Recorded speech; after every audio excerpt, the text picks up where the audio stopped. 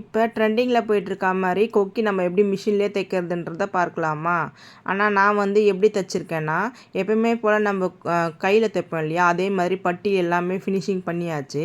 Finishing பண்ண பிறகு extra அதே மாதிரி கிளாத் வந்து நான் உங்களுக்கு தெரியணுன்றதுக்காக நான் வேறு கலரில் வச்சுருக்கேன். நான் வச்சுட்டு அதே மாதிரி அவங்க இப்போ ட்ரெண்டிங்கில் போயிட்டுருக்க மாதிரி எப்படி தைக்கிறாங்களோ அதே மாதிரி தான் நான் தைக்கிறேன்.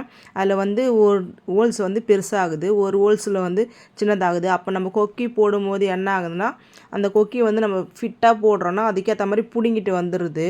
அதனால் நான் ஒரு யூஸ்ஃபுல்லாக ஒரு ஐடியா கண்டுபிடிச்சிருக்கேன். அந்த 2 ஹோல்ஸையுமே நான் வந்து ஒன் சைடு கைடு போட்டு நான் தைச்சிருக்கேன். அது இதில் எப்படி தைச்சிருக்கேன்றதை பார்க்கலாம். ஆனால் அந்த இது கொக்கியை தைக்கும்போது அந்த நீடில் அந்த ஹோல்ஸு கிட்ட வரும்போது மட்டும் கொஞ்சம் பார்த்து உஷாராக தைக்கணும், கொஞ்சம் ஸ்லோவாகவே தைக்கணும். ஆனால் நான் ஒன் சைடு கைடு தான் போட்டிருக்கேன். ஆனால் 3-in-1 கைடு தான் நான் போட்டு யூஸ் பண்ணியிருக்கேன். ஏன்னா ஒன் சைடு கைடு வந்து நம்ம அடிக்கடி கழட்டி மாட்டுற மாதிரி வருது. அதனால் 3-in-1 கைடு வந்து நான் வாங்கிட்டு ஜிப்புக்கும் யூஸ் பண்ணிக்கலாம். இந்த மாதிரி கொக்கி ஏன்னா ஒன் சைடு கைடு